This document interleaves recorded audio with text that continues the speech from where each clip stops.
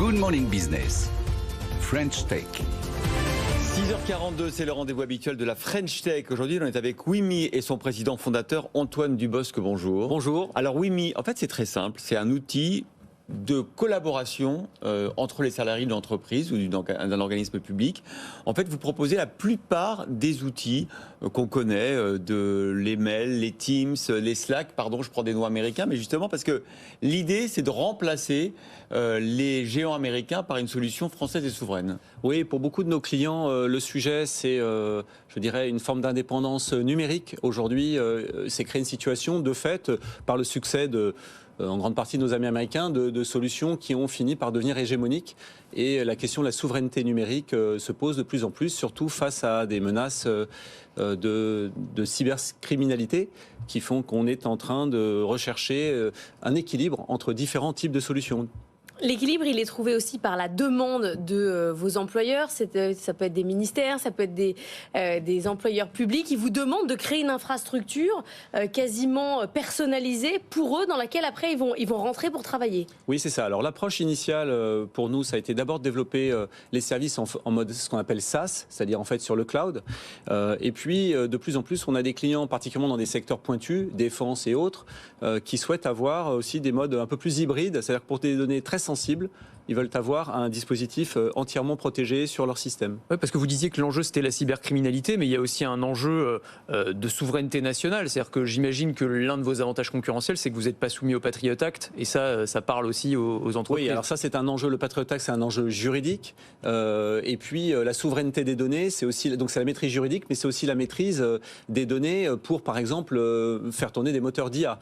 Donc aujourd'hui pour les entreprises, pour les États, c'est devenu essentiel de maîtriser ces données, et nous on vient apporter je dirais une concurrence, une saine concurrence dans ce domaine. Vous. Les données sont chez vous. Alors elles sont soit chez nous, soit chez le client, quand le client en fait le souhait et souhaite avoir une infrastructure propre dédiée. Par exemple, là on est en train de travailler, c'est de la R&D sur des systèmes embarqués sur bateau. Des systèmes embarqués pour certaines unités de défense ou certaines entreprises qui souhaitent avoir une autonomie stratégique complète sur leurs données. Donc chez vos clients, vous le disiez, des ministères, l'Assemblée nationale, mais aussi dans le privé, du PME à la grande entreprise comme Total Énergie ou Vinci, on peut tout remplacer, c'est-à-dire on peut remplacer sa messagerie instantanée, sa boîte mail, les calendriers des tâches, les documents partagés, on peut tout mettre sur WIMI. Alors je ne sais pas si c'est absolument tout. On a démarré, nous, il y a une douzaine d'années, avec les documents et les tâches. Donc on a probablement intégré la quasi-totalité des modules. Il y en a toujours de nouveaux qui émergent. Par exemple, là, il y a quelques jours, on vient de lancer l'email. Alors vous allez me dire, c'est la technologie peut-être la plus ancienne. Quelques jours, on a lancé l'email. Voilà, on a intégré l'email qui était quelque chose qu'on n'avait pas vu parce qu'on n'avait pas intégré, parce que c'est pas l'outil le plus moderne du monde. Mais en réalité, dans l'usage, il est toujours là. Et beaucoup de clients, en particulier étatiques, nous ont dit si vous souhaitez nous aider à accroître la souveraineté numérique, il faut que vous intégriez l'email.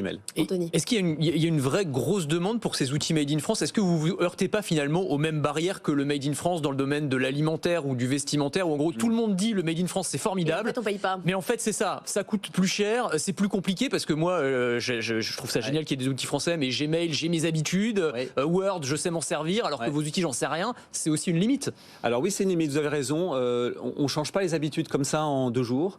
Il y a une première façon de se rendre compte de la limite de l'hégémonie d'utiliser qu'un seul type de système, c'est le jour où on a un accident, le jour où il y a le système sur lequel on se reposait tombe, et c'est souvent d'ailleurs une des manières dont on adresse aussi les grands groupes qui sont habitués au confort de systèmes de grandes solutions, ces méga plateformes. On n'a pas la taille, mais on les approche souvent en leur disant mais qu'est-ce qui se passe si ce système tombe? Or, ce genre d'événement arrive ou peut arriver, et à ce moment-là, on rentre par, je dirais, la petite porte qui est de proposer des systèmes de reprise d'activité, de continuité d'activité, en disant si votre système principal tombe, on met en place des systèmes pour faire face à une situation de crise. Alors ce qui est intéressant, c'est que vous avez noué il y a quelques temps un accord avec le Centre scientifique et technique du bâtiment. Oui. C'est carrément un secteur qui décide de coopérer et utiliser vos outils. Oui. Pourquoi ont-ils fait ça?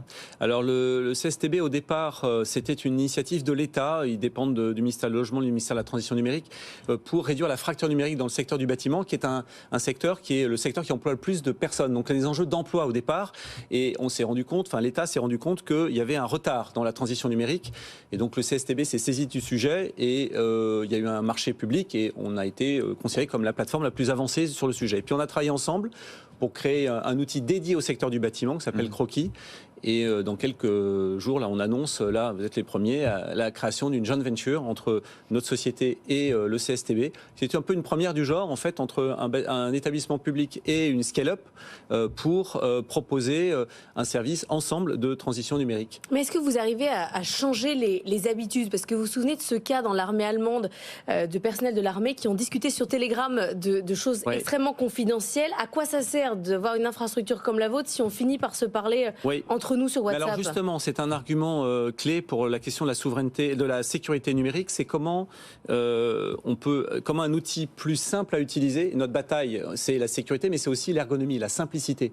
Parce que quand vous avez des systèmes qui sont très sécures, ça existe des systèmes très sécures, mais très compliqués à utiliser, eh bien ils sont détournés. Et c'est ce qui s'est passé dans ce cas-là. C'est-à-dire que finalement, vous avez des officiers de haut rang qui finissent par échanger sur des outils je crois que c'était sur Telegram. Voilà, sur Telegram, parce que c'est plus simple. Et donc notre challenge, c'est d'être très sûr. On travaille beaucoup là-dessus avec l'ANSSI notamment, avec des experts nationaux, mais aussi utilisé pour éviter le contournement, le détournement, qui nous met en danger. Quel est votre track record que vous dites que vous êtes plus sûr? Est-ce que vous êtes déjà fait pirater? Est-ce que vous avez subi des cyberattaques? Est-ce que vous les avez repoussées? Oui, alors on n'a jamais subi de cyberattaque qui nous ait fait tomber. Ça peut arriver, c'est arrivé à des très très grands.